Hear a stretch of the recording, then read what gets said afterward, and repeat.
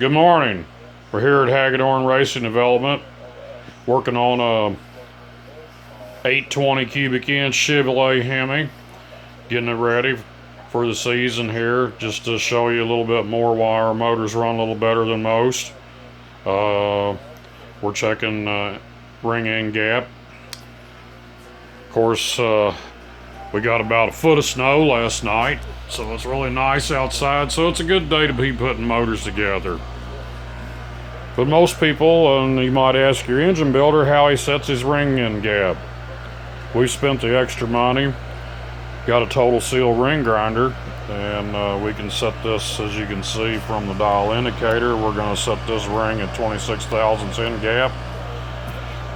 And it's right on the button. We will grind the ring, put it in here, and refit it, make sure it's going to fit right.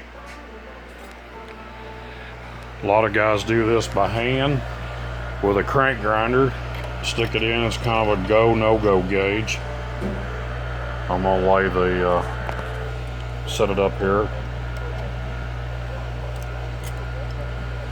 These rings are kind of tough, so we'll start at about 5 and do 5 thousandths at a time.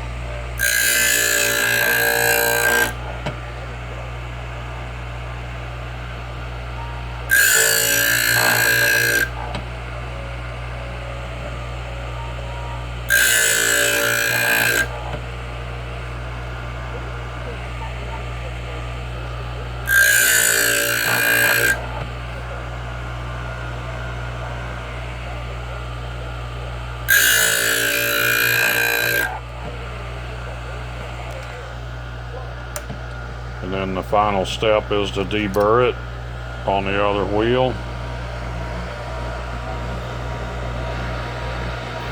A little harder to do with one hand here, but trying to show you how this works.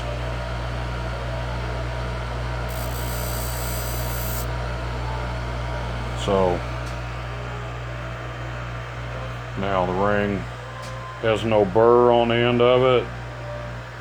It's cut exactly to 26 thousandths end gap. We will stick it back in the motor and measure it and verify that, and we do this on every cylinder. It's a little time consuming, but after you've spent years trying to perfect ring seal with hone techniques, different crosshatch angles, the worst thing you can do is just throw a ring in there with any old ring gap that's close. We don't do that here. Hope you enjoyed the video. If you're wanting engine work done, be more than glad to contact me, and we will help you out any way we can.